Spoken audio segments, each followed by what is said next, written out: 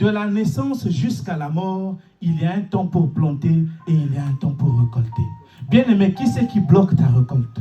Toute personne qui contrôle, qui maîtrise l'agenda de ma vie, dans le nom de Jésus, tant me meurt, tant me meurt, tant me meurt. Toute personne qui tire profit de mon malheur, dans le nom de Jésus, je te renverse, je t'écrase, je t'anéantis, je te détruis au nom de Jésus. Toute personne qui sponsorise des circonstances désagréables, les maladies, les accidents, les attaques, les oppressions dans ma vie, dans le nom de Jésus, perds ton pouvoir, sois renversé, sois détruit au nom de Jésus. Toute personne qui travaille, qui coopère avec des esprits impurs, venant des eaux, venant des cimetières, dans le nom de Jésus, dans le nom de Jésus, reçois la folie. Tout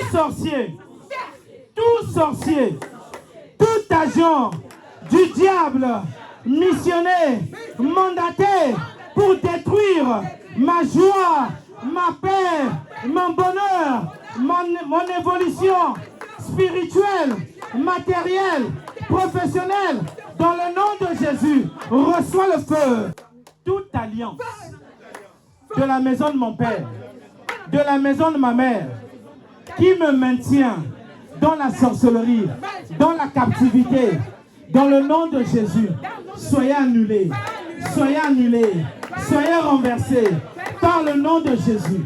Toute alliance que mes parents, que mes ancêtres ont signée avec les sirènes, avec le serpent, pour détruire ma destinée, ma vie, aujourd'hui, ma vie t'échappe, ma vie t'échappe, ma vie t'échappe. Toute sémence, tout dépôt de la sorcellerie au-dedans de moi, déposé par la nourriture nocturne, déposé par les femmes et les maris de nuit, déposé par les impositions des mêmes maléfiques, dans le nom de Jésus, sois expulsé. Je déclare dans le nom de Jésus, toute personne qui prononcera une malédiction sur ma vie, sur ma photo, sur mes vêtements, sur mes ongles, sur mes cheveux, attrape la folie. Toute personne qui bloque tes bénédictions, qui bloque ta marche, qui bloque le soleil de ta vie, qui bloque ton aurore, ce soir même, il tombe, il meurt, et cela au nom de Jésus. Il y a un temps pour toutes choses. La Bible dit, il y a un temps pour tuer. Je m'en vais tuer maintenant le serpent de ta famille. Je m'en vais tuer maintenant la sirène de ta famille qui se lève pour te détruire dans le nom de Jésus. Je m'en vais tuer maintenant l'homme fort, la femme forte, l'enfant fort qui ne veut pas te lâcher au nom de Jésus. Qui aura compassion de moi? Bien-aimé, le temps de la servitude s'arrête.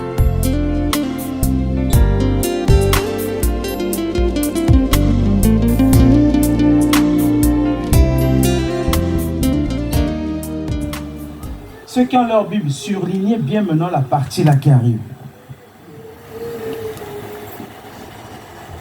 Tu verras de plus grandes choses que celles-ci. Et il lui dit, en vérité, vous verrez désormais le ciel ouvert et les anges de Dieu monter et descendre sur le Fils de l'homme.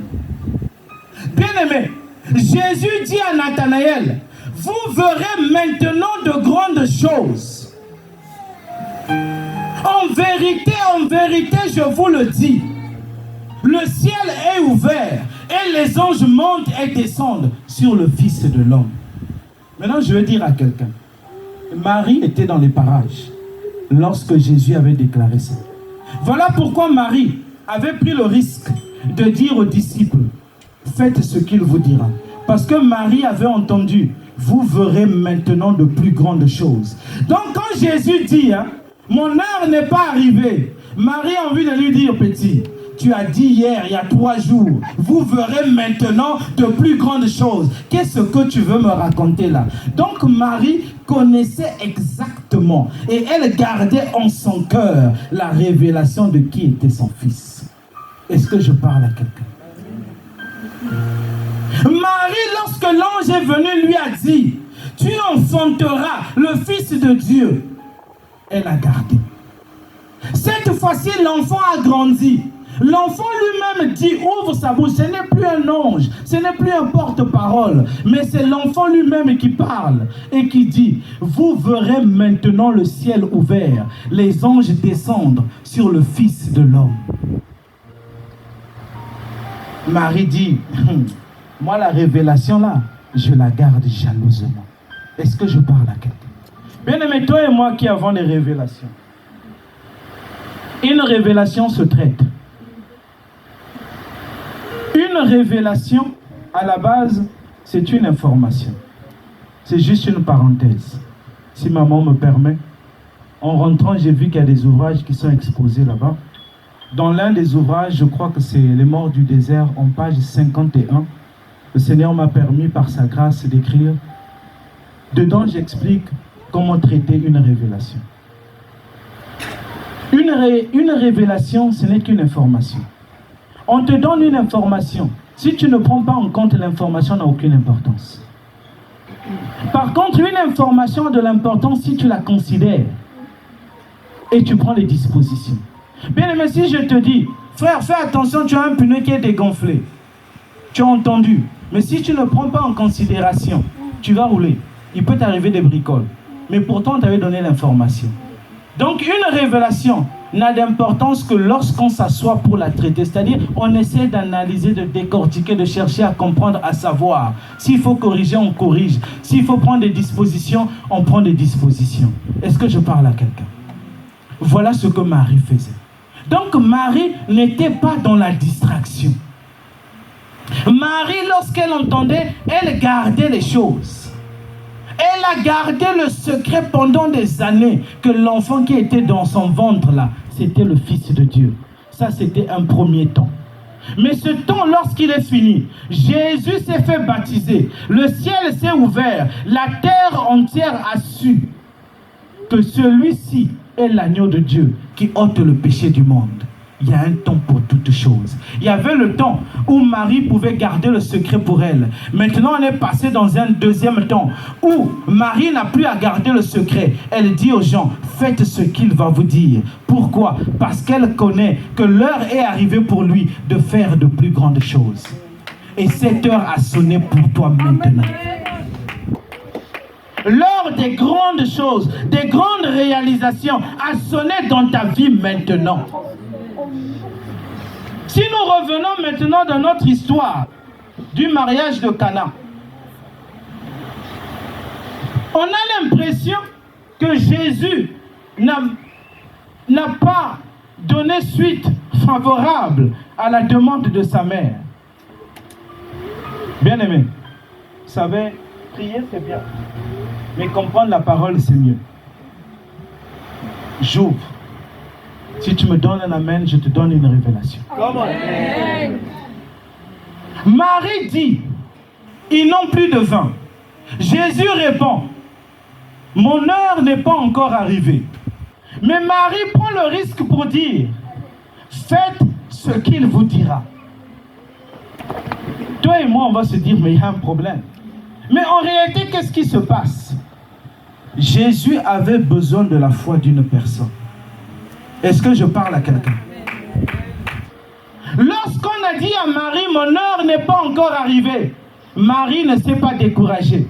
Bien, mais toi, pourquoi tu te décourages? Pourquoi tu lâches prise? Pourquoi lorsque ça tarde un tout petit peu, tu as l'impression que le ciel est fermé? Je te dis ce soir que le ciel est ouvert et les anges de Dieu descendent et montent pour apporter la réponse à ta prière, à tes sollicitations, pour sécher tes larmes, pour changer les choses dans ta vie. Parce qu'il y a un temps pour toutes choses. Est-ce que je parle à quelqu'un? Donc Jésus voulait voir la foi d'une personne. Et Marie a eu l'audace de la foi, Alors qu'on lui a dit, mon heure n'est pas arrivée. Marie connaissait bien son fils. Marie lui présente la foi. Parce que la Bible déclare, il est l'auteur et le consommateur de la foi. Lorsque la parole sort et qu'elle trouve la foi, oh, laisse-moi te dire, le miracle s'exécute. Ce qui était impossible devient possible. Amen. Amen. Voilà ce que Marie a fait. Marie dit, faites ce qu'il vous dira. Est-ce que je parle à quelqu'un? Mais lorsque Jésus a vu la foi de sa mère, cette fois-ci, la Bible dit, vous lirez, nous sommes dans Jean 2. La Bible nous présente maintenant 6 vases de pierre. Et la Bible précise que ces vases servaient à la purification des Juifs. Bien aimé, je me suis posé la question. On dit à Jésus, ils n'ont plus de vin. Mais Jésus, qui a la capacité de tout faire, aurait pu prendre des bouteilles vides et les remplir.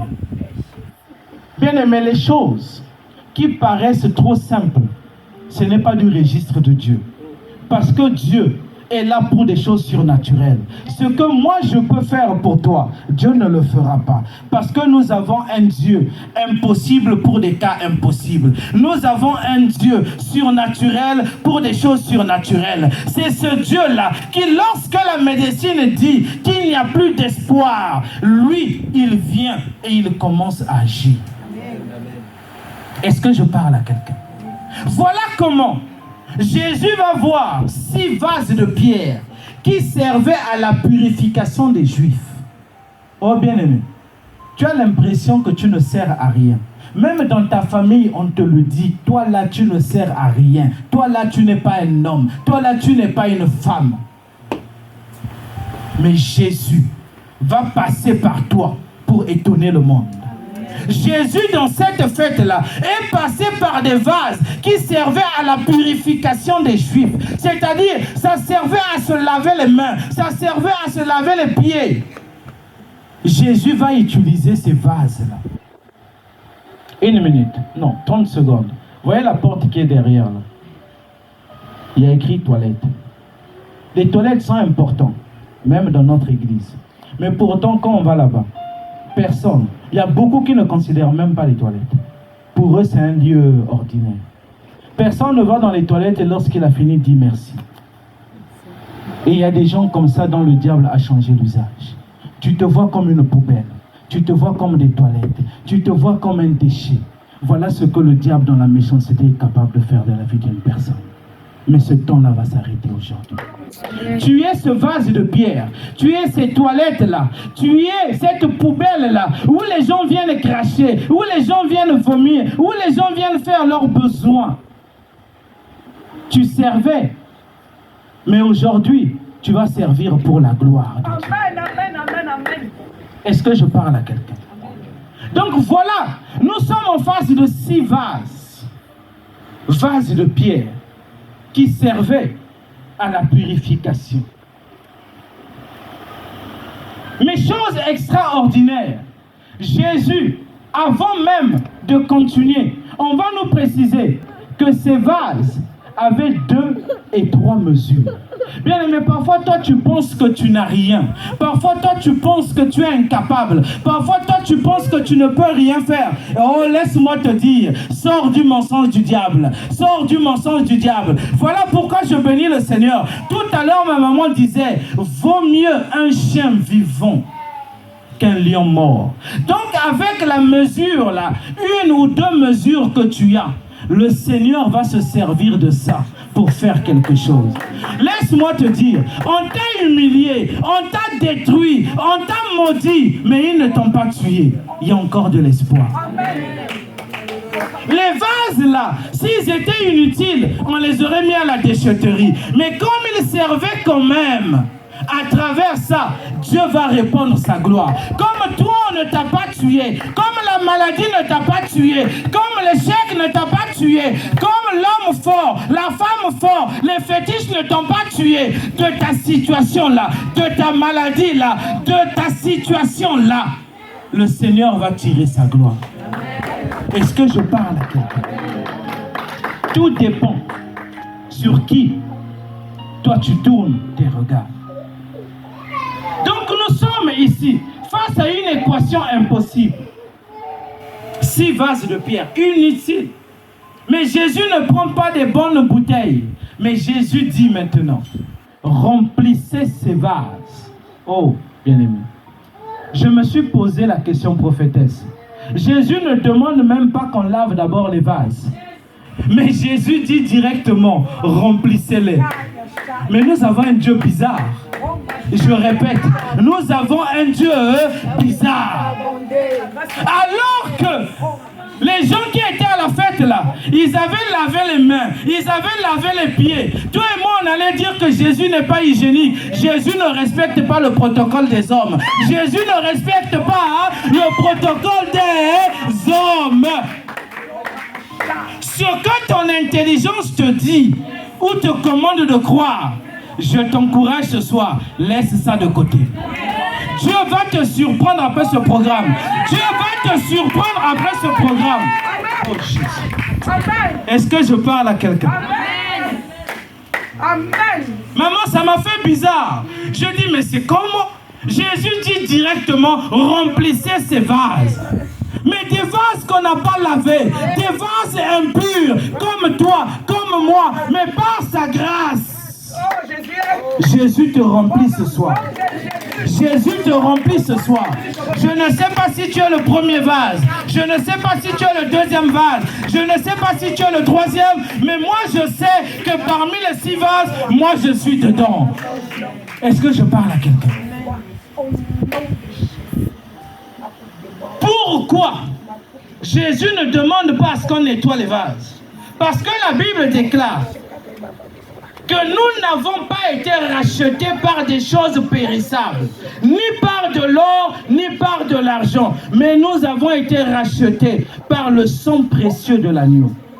Parce qu'il nous a rachetés, il a changé l'usage de ces vases. Parce que le Seigneur t'a racheté, le Seigneur change l'usage de ta main, de ta vie. Avant, tu ne servais à rien. Mais aujourd'hui, tu vas servir pour la gloire de Dieu. Avant, tu ne sortais que amertume, tristesse. Aujourd'hui, tu vas communiquer la joie. Tu vas communiquer la vie.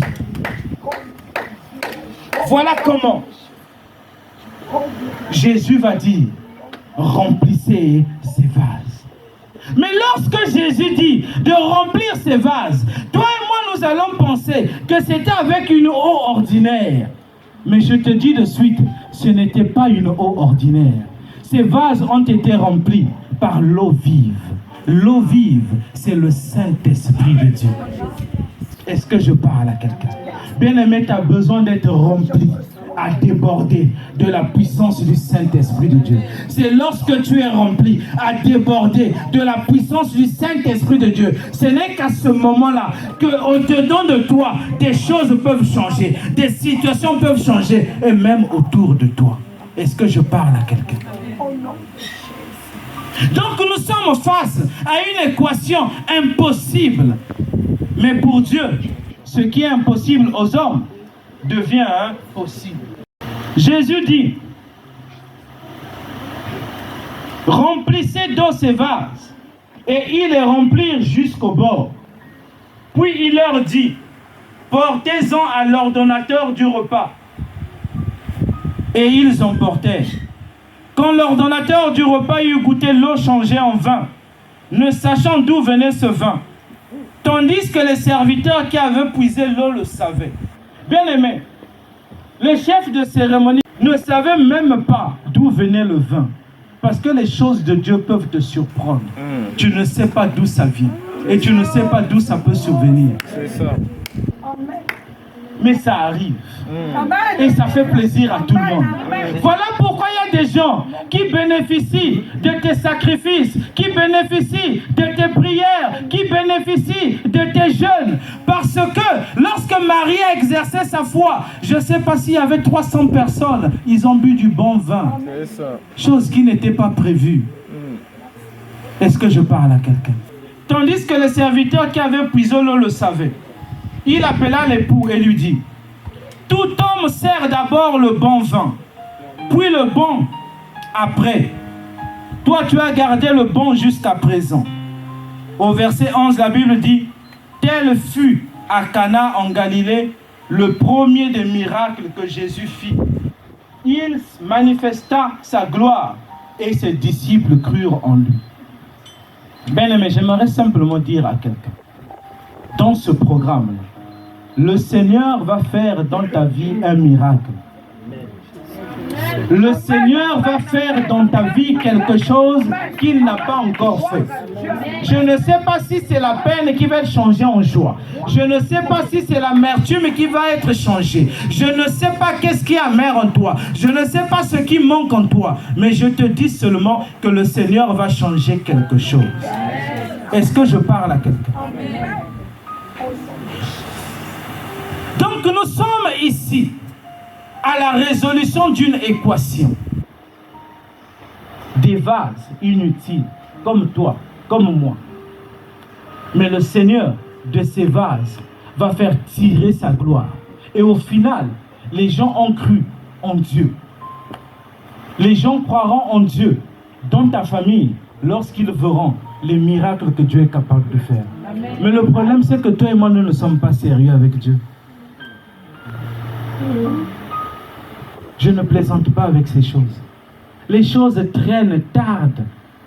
Non pas parce que les sorciers sont tout puissants, non. Mais c'est parce que toi et moi, nous ne sommes pas sérieux. Marie avait acquis une part de sérieux. Elle ne jouait pas avec les choses spirituelles. Lorsqu'il fallait prendre des risques, elle prenait des risques. Lorsqu'il fallait mettre sa foi en jeu, elle mettait sa foi en jeu. Mais toi, tu mets ta foi en qui et en quoi? Le Seigneur t'a parlé. Le Seigneur t'a donné des avertissements. Parfois, tu ne fais pas. Tu te bornes à te réciter toi-même dans la tête, Dieu est amour. Oui, Dieu est amour. Mais il manque du vin dans ta vie. Dieu est amour. Mais il manque le rire.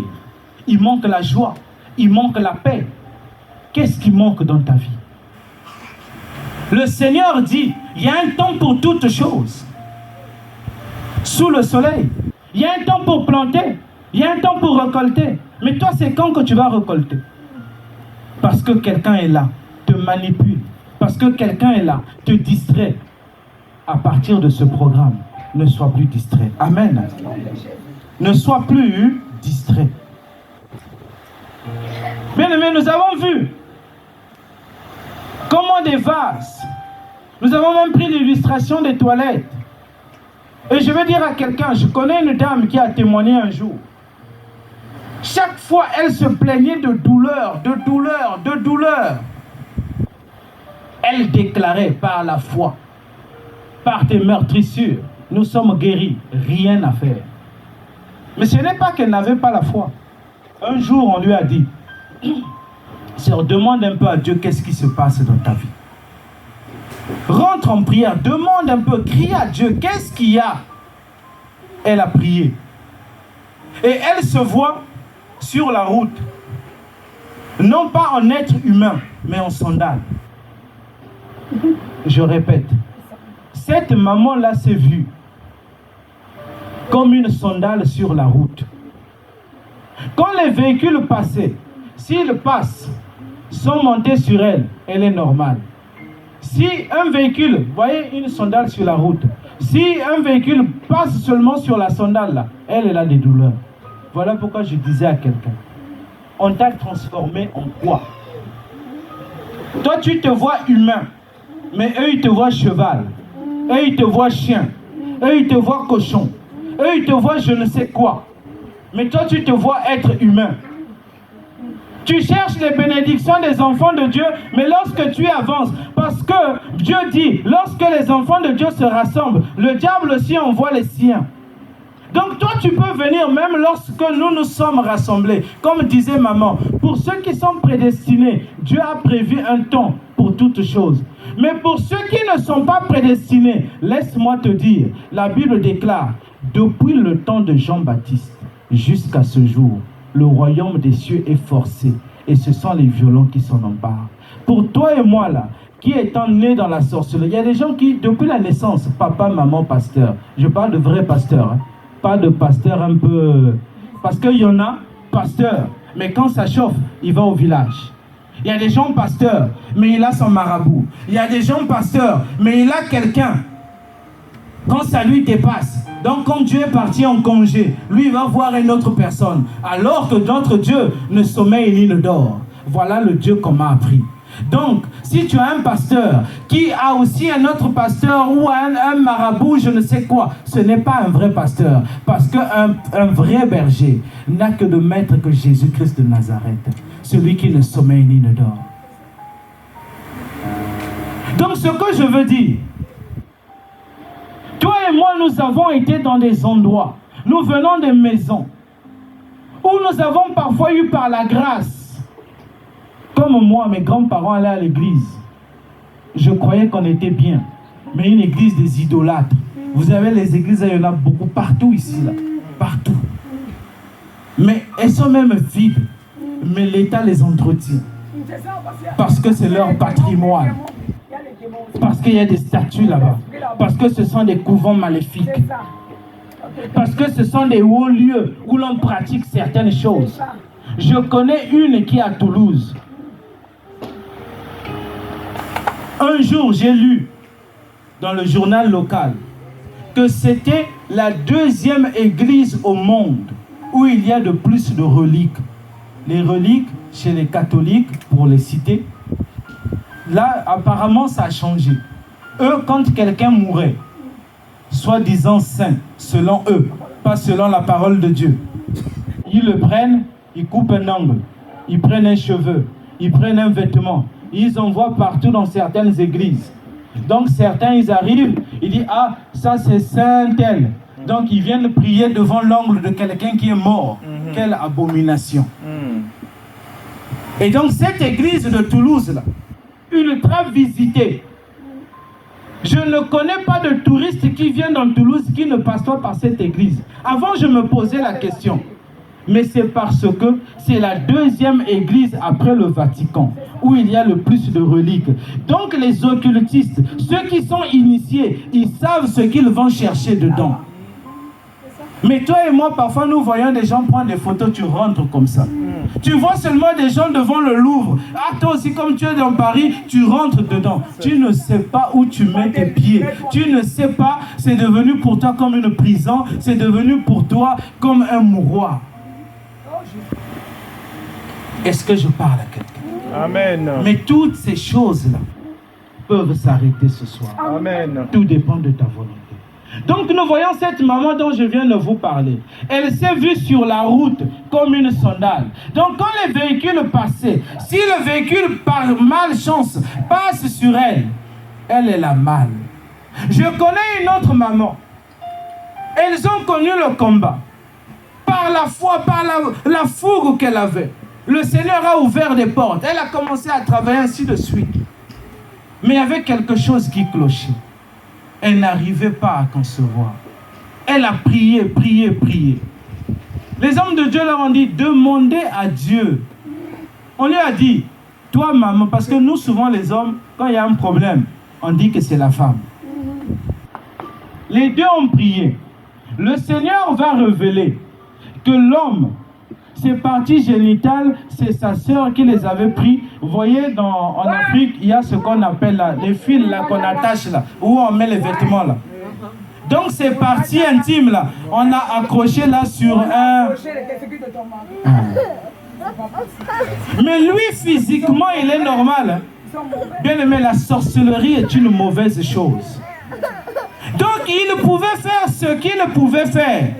Mais ça tombait où? Là-bas. Chez la sœur là-bas. Bien-aimé, qui a pris ce que tu cherches? Qui a pris ce que tu cherches? Qui a volé ce que tu recherches? Nous allons finir par un dernier temps de prière. Nous sommes dans Ésaïe 49. Oh, c'est un verset que j'aime beaucoup. Nous sommes dans Ésaïe 49 à partir du verset 23. Des rois seront tes nourriciers. Leurs princesses te nourrissent. Ils se prosterneront devant toi, face contre terre, et ils lécheront la poussière de tes pieds.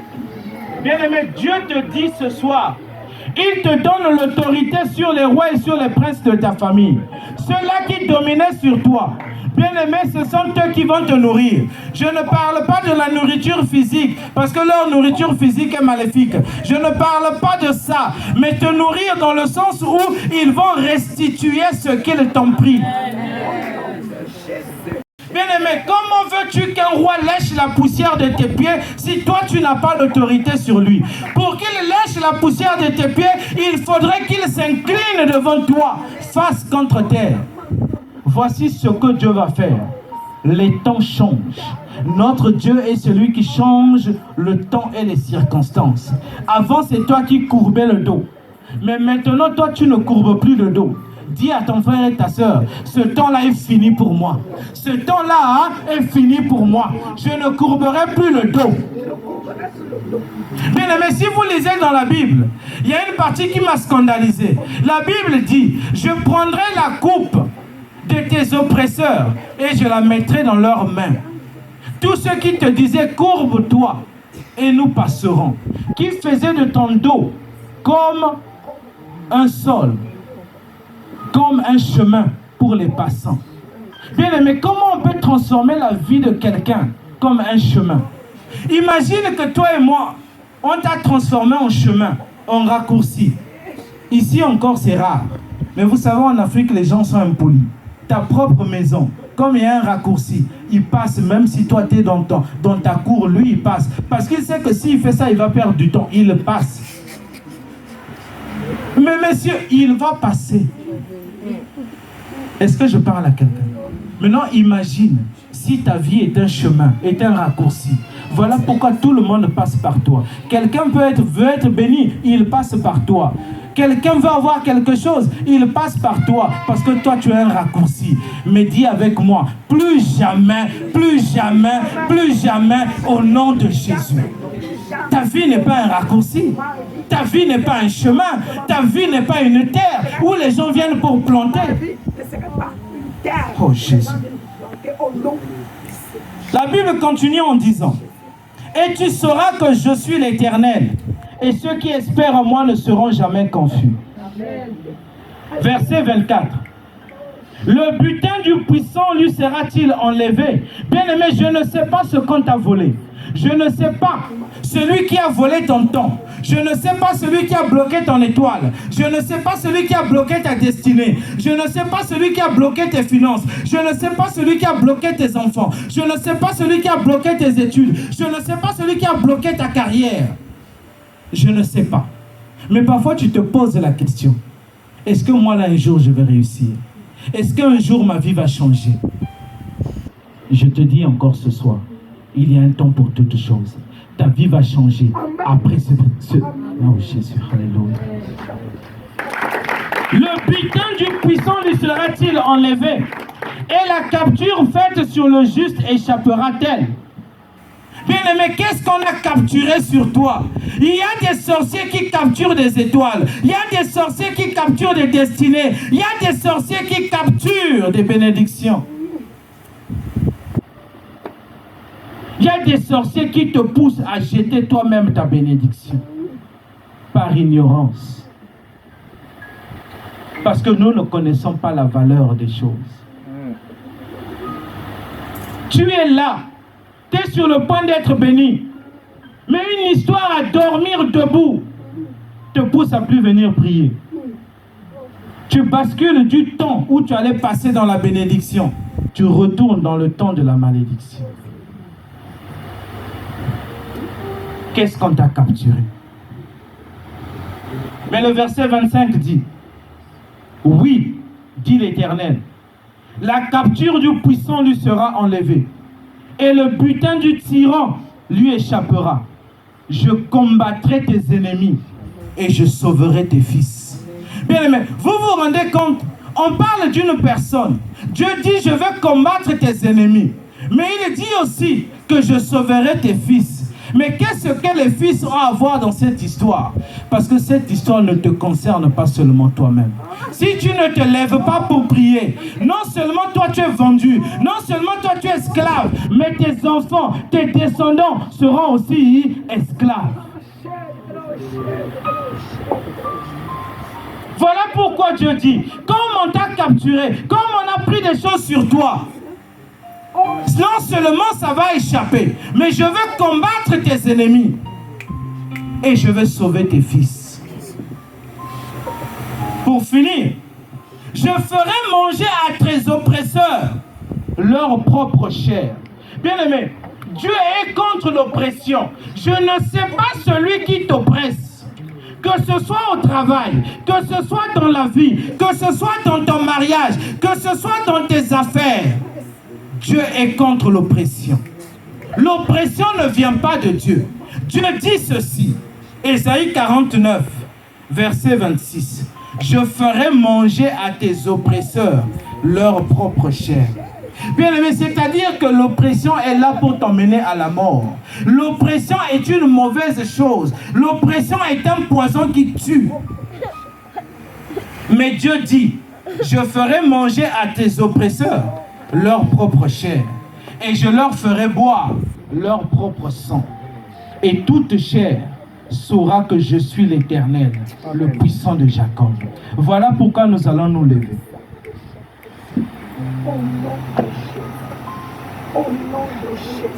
Nous allons prier 5 minutes et nous allons clôturer.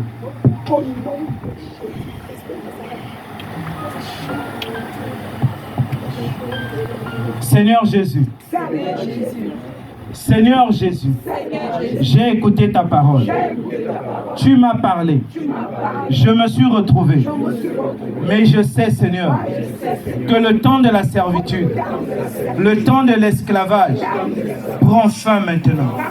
Je rentre dans une nouvelle saison. Bien-aimés, ce que nous allons faire est prophétique. Quand on rentre dans une nouvelle saison, on fait un pas.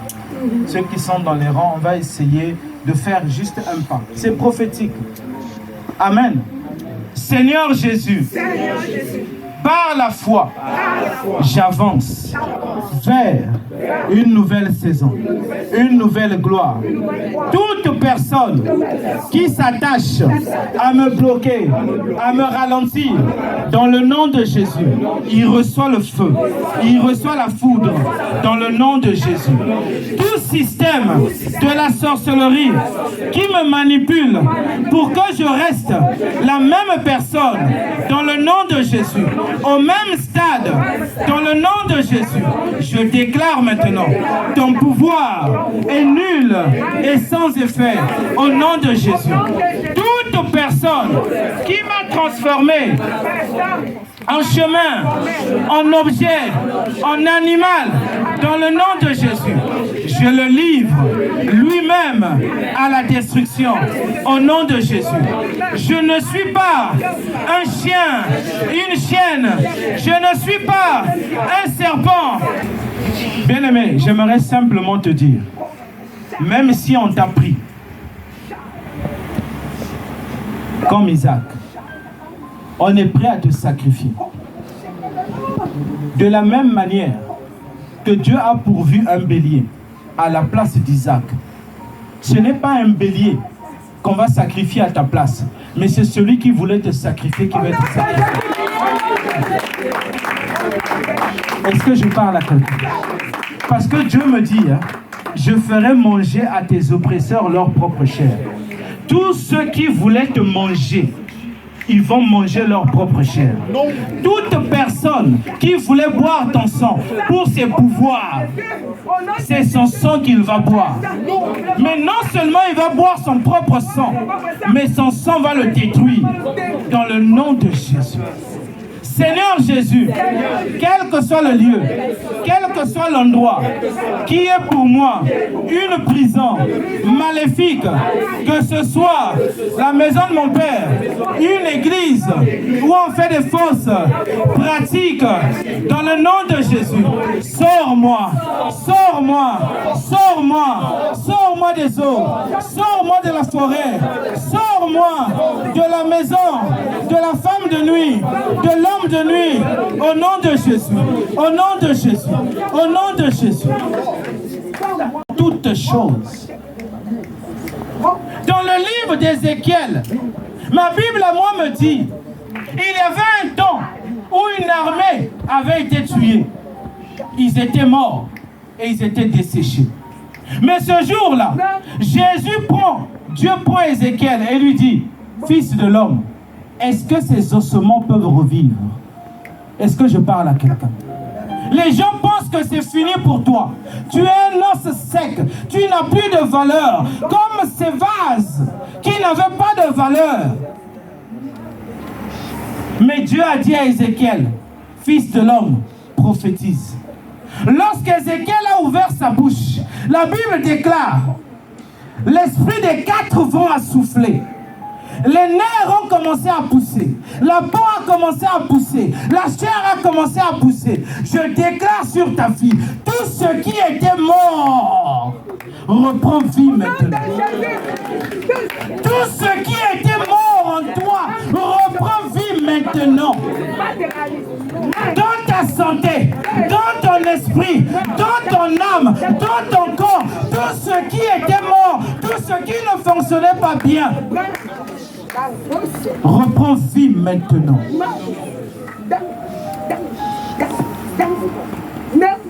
Pourquoi l'esprit des 4 vents? J'ordonne maintenant à l'esprit des 4 vents d'aller au nord, d'aller au sud, d'aller à l'est, d'aller à l'ouest, partout.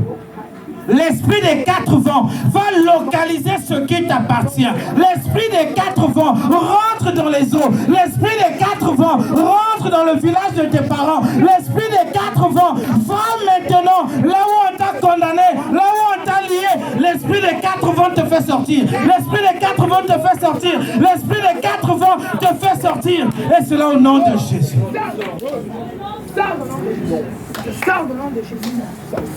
Bien-aimé, ma Bible à moi me dit, lorsque le fils de la Sunamite était mort, Élisée est rentré. À un moment, il a prié, ça n'allait pas.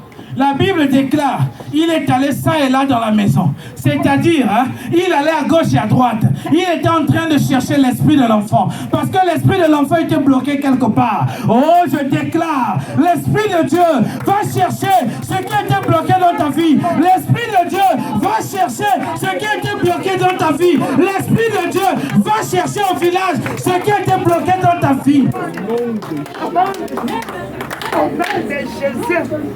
Alléluia. Bien-aimé, pour finir, Dieu dit ceci: je mettrai mon esprit en vous et vous vivrez. Bien-aimé, c'est-à-dire que sans l'esprit de Dieu, en réalité, tu ne vis pas. Sans l'esprit de Dieu, toi et moi, on croyait qu'on vivait, mais on ne vivait pas. On ne vivait pas. On avait les esprits humains. Il y avait l'esprit de maman, il y avait l'esprit de papa, il y avait l'esprit de l'oncle, il y avait l'esprit de je ne sais qui avait au-dedans de nous. On croyait qu'on vivait, on ne vivait pas. Voilà pourquoi Dieu dit, il y a un temps pour toutes choses. Cet esprit te quitte maintenant. Cet esprit te quitte maintenant. Cet esprit te quitte maintenant. Au nom de Jésus. L'esprit de ton père te quitte. Au son de ma voix. L'esprit de ton père te quitte. L'esprit de ta mère te quitte. L'esprit de ton grand-père te quitte. L'esprit de ta grand-mère te quitte. Au nom de Jésus. L'esprit de ton homonyme te quitte maintenant au nom de Jésus. La malédiction sur toi à cause de ton homonyme te quitte maintenant au nom de Jésus. Il y a un temps pour toutes choses. Il y a un temps pour toutes choses. Je déclare maintenant, le temps de la faveur, le temps de la gloire me localise maintenant. Me localise maintenant.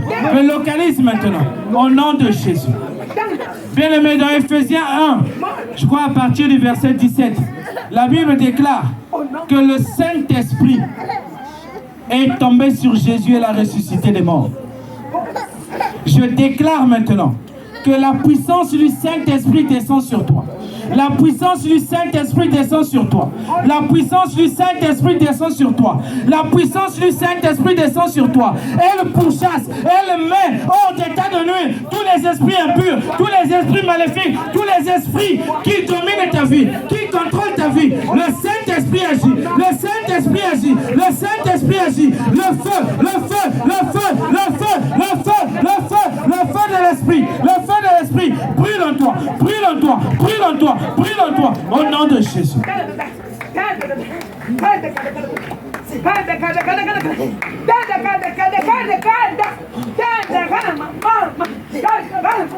Bien-aimés, nous allons faire ça comme une prière. Seigneur Jésus, tu as promis dans ta parole, vous verrez de nouveau la différence entre ceux qui te craignent et ceux qui ne te craignent pas. Fais la différence ce soir dans ma vie au nom de Jésus. Le temps des pleurs s'arrête ce soir. Le temps des lamentations s'arrête ce soir. Le temps de la mendicité s'arrête ce soir. Le temps de fuir s'arrête ce soir. Maintenant, c'est moi qui avance pour affronter mes ennemis. Ils reculent, ils tombent parce que tu es mon Dieu, parce que tu es mon bouclier, parce que tu es ma gloire. Dans le nom de Jésus, nous avons ainsi prié et nous disons Amen.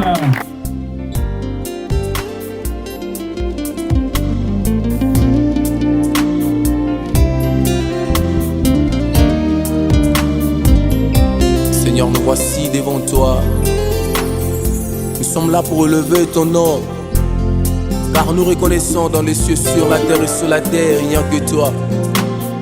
Tu as reçu un nom qui est souverainement élevé au-dessus de tout le nom. En ton nom, tout genou fléchit et toute langue confesse que tu es Seigneur.